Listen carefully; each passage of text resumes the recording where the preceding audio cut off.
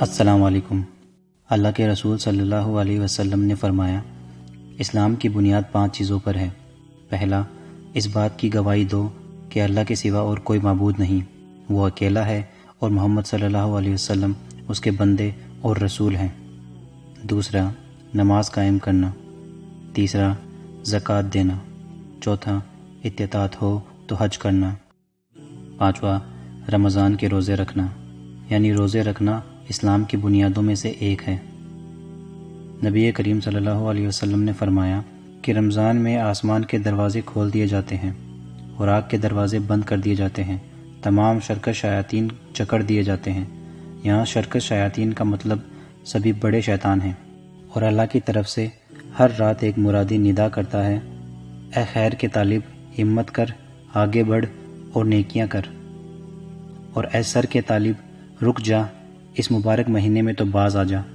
اور اللہ کی طرف سے ہر رات لوگوں کو جہنم سے آزاد کیا جاتا ہے۔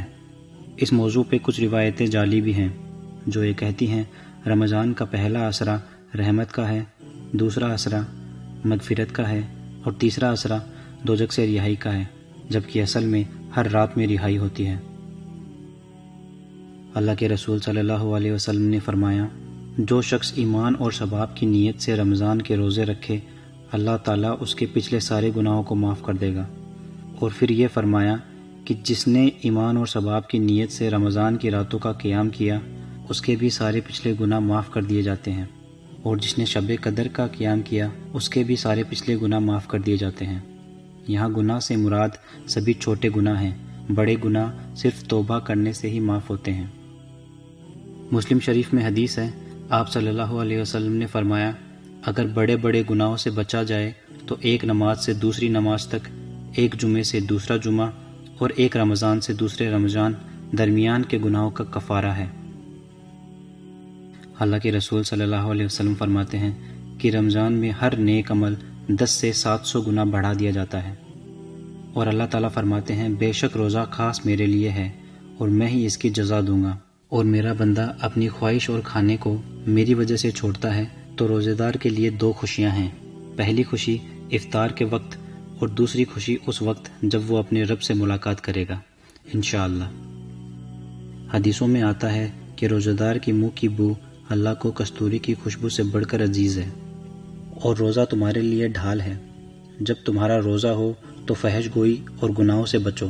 اگر روزے کی حالت میں کوئی تم سے جھگڑا کرے تو اس سے کہہ دو کہ میں روزے کی حالت میں ہوں۔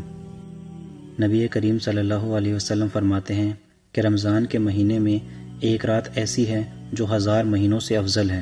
جو شخص اس کی خیر اور بھلائی سے محروم ہو گیا، وہ واقعی ہر بھلائی سے محروم ہو گیا، اور وہ رات ہے شب قدر کی رات۔ اور ساتھ ہی یہ فرمایا کہ اس رات کو رمضان کی آخری عشرے کی 5 طاق راتوں میں تلاش کرو، جیسے 21، 23، 25، 27 اور 29 میں۔ بخاری اور مسلم دونوں میں آتا ہے، جنت کے 8 دروازے ہیں، ان میں سے ایک دروازے کا نام ہے الریان، جو خاص ان لوگوں کے لیے ہے جو روزے دار ہوں گے۔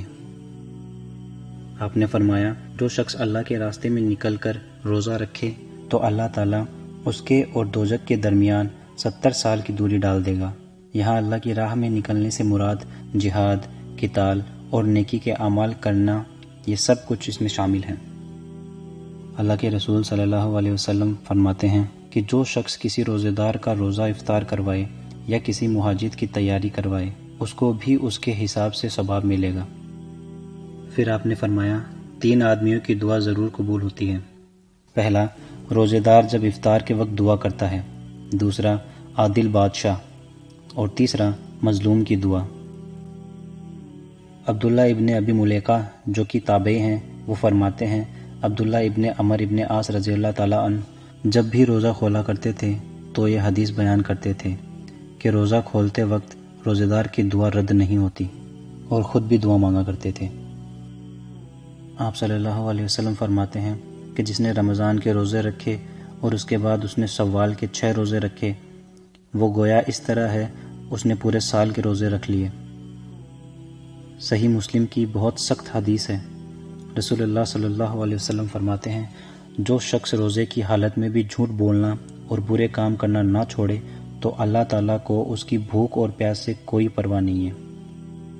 اور آپ نے فرمایا کتنے ہی روزے دار ایسے ہیں جنہیں اپنے روزے سے بھوک اور پیاس کے علاوہ اور کچھ نہیں ملتا، اور کتنے ہی قیام اللیل کرنے والے اتنے ہیں جنہیں سوائے جاگنے کے اور کچھ نہیں ملتا۔ مطلب جو شخص تراویح کے وقت قرآن سننے کے بجائے اس بات کا دھیان رکھتا ہے کہ امام رکوع میں کب جائے گا، گویا وہ اپنی نیند کو قربان کر رہا ہے۔ اللہ کے رسول صلی اللہ علیہ وسلم فرماتے ہیں کہ اس شخص کی ناک خاک آلود ہو جائے، یعنی وہ تباہ اور برباد ہو جائے، جس کے پاس رمضان کا مہینہ آ کے چلا جائے اور وہ اپنی مغفرت نہ کروا پائے۔ آپ صلی اللہ علیہ وسلم فرماتے ہیں قیامت کے دن روزہ اور قرآن دونوں شفاعت کا کام کریں گے، اللہ کے حضور سفارش کریں گے۔ روزہ کہے گا اے میرے رب، میں نے اسے دن بھر کھانے پینے اور نفسی خواہشوں سے روکا رکھا، اے اللہ اس کے متعلق میری شفاعت قبول کر اور اسے بخش دے۔ اور پھر قرآن کہے گا یا اللہ میں نے اس کو رات کے وقت نیند سے روکے رکھا، قیام اللیل میں یہ مجھے سنتا رہا، اے اللہ میری شفاعت اس کے حق میں قبول فرما۔ اللہ کے رسول صلی اللہ علیہ وسلم فرماتے ہیں جس شخص نے دکھلاوے کے لیے نماز پڑھی اس نے شرک کیا، جس نے دکھلاوے کے لیے اللہ کی راہ میں صدقہ کیا اس نے بھی شرک کیا، اور جو شخص دکھلاوے کے لیے روزہ رکھتا ہے اس نے بھی شرک کیا۔ میں آپ سبھی سے یہ درخواست کرتا ہوں کہ اس رمضان بہت شدت کے ساتھ اللہ کو راضی کرنا ہے اور اپنی مغفرت کروانی ہے انشاءاللہ۔